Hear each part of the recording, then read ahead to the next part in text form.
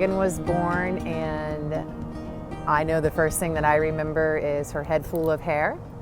But then it wasn't quite the Kodak moment that you think that delivery is going to be. She was blue, very, very blue, and there were abnormalities. That was her entry into the world, and we knew something was wrong, and that kind of began her journey. And our biggest thing was once they finally got her breathing, and she was okay for that moment. We started the process of moving forward with what Regan needed, and diagnosis, which was Apert syndrome.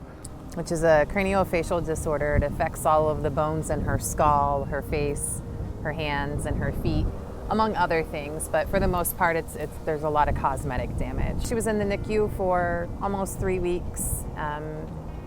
We didn't get to hold her until she was 4 days old. And even then, it was with lots of tubes attached to her. And while we were there, they gave us all kinds of contact people that could kind of help us through this journey. One of them was the early intervention Help Me Grow from our county. I actually work in special ed, so I'm familiar with early intervention, and I knew it was definitely something that we needed to get in our home. And they came as soon as we got our home and just started helping with all kinds of different things, from healthy weight checks to pointing us in the right direction for different things, and just kind of seeing us through all of her doctor's appointments and all of that. I think with the early intervention coming into the house was nice, especially for me that didn't know, I wasn't involved in the community or whatnot. So to have them come and answer questions, and it was very comforting to know that they were available to us. While I work in the field, so you think you know a lot of occupational therapy things and different things like that we should be doing. When it's your own child, it's completely different. So it's really nice to have someone else come in and say, yeah, you're doing this right, and this is what you need to be doing, and here's some other things you can do to help, and all of that. And then we transitioned into preschool when she was 3, and we kind of had an idea of what we wanted her preschool to look like, and they were super supportive and sat on the side of the table with us while we went and kind of presented our case to the team, the IEP team, as to what preschool was going to look like for her. The school had a little different idea of what they thought was right for her, and with having the teen early intervention on our sides, they had done testing, and they kind of placed Regan and knew where she was going to fit in, and helped us understand where she was going to fit in. So when we sat down with the school, we had a lot of credibility and support to put her where she needed to be. I had her mainly in a transition class that we have for kids that are 2.5. And we noticed that when Regan had come into our transition class, that she didn't want to touch things.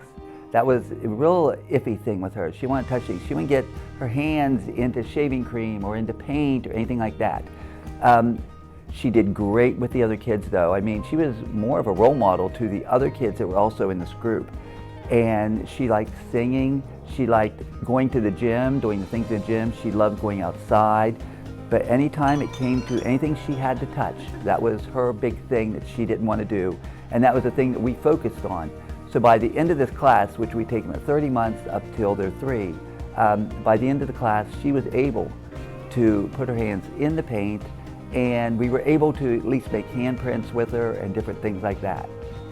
One of the things that I will say that we noticed, and it was Regan, whenever she had made a handprint, that due to her deformity of her hands at the time, here when you did a handprint with her, it made a heart on the paper, and that was something special. She aged out of early intervention.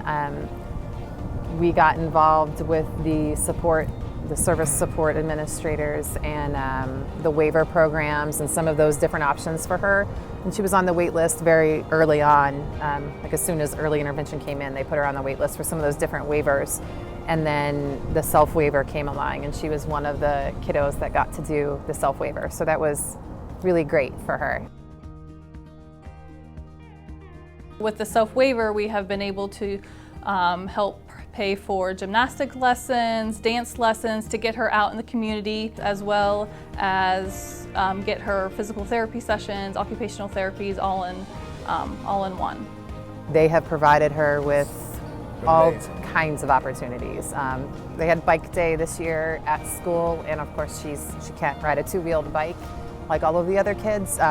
So they helped get her a like giant tricycle.